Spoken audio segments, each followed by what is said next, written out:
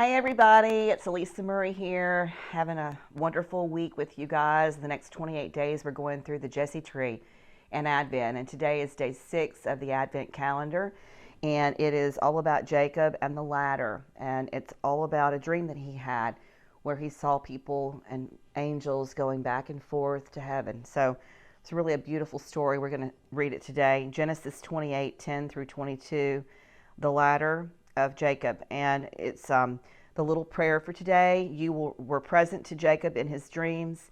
Help us to see you in all the ways that you're present in our life. And that's a really wonderful thing to keep in mind as we go through this beautiful season of Advent. And we're going to hang this ladder on the tree. We get it up there. I'll have in my episode information below how to get these ornaments. I really am very impressed with them. They're beautiful. And the way that they've done everything with their ornaments has been really lovely. My mother made a tree like this back when they didn't have any ornaments that you could buy. And my mother's best friend always has it in her formal living room. And so she has it as a reminder all year long about all the things all the people and the different moments that happened in the history in our Bible that led to Jesus' birth, which is what we're celebrating during the season of Advent, preparing ourselves spiritually for that. So we are still in the week of hope, the first week, and we are now going to do Jacob and the ladder. Jacob went out from Beersheba and went to Haran. He came to a certain place and stayed there all night because the sun had set. He took one of the stones of the place and put it under his head and lay down in that place to sleep. He dreamed, behold, a stairway set upon the earth, and its top reached to heaven.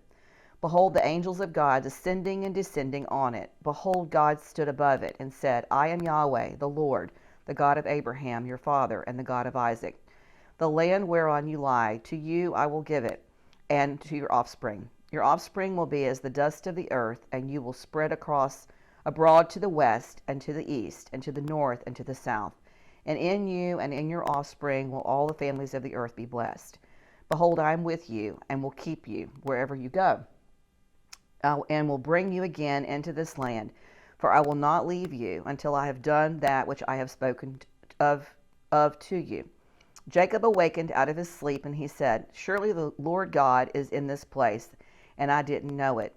He was afraid and said, How dreadful is this place! This is none other than God's house, and this is the gate of heaven. Jacob rose up early in the morning and took the stone that he had put under his head and set it up for a pillar and poured oil on top of it. He called the name of that place Bethel and thought it used to be called Luz. Jacob vowed a vow, saying, If God will be with me and will keep me in this way that I go, and will give me bread to eat and clothing to put on, so that I come again to my father's house in peace, and God will be my God, then this stone which I have set up for a pillar will be God's house. Of all that you will give me, I will surely give tenth to you. Genesis 28:10 through 22.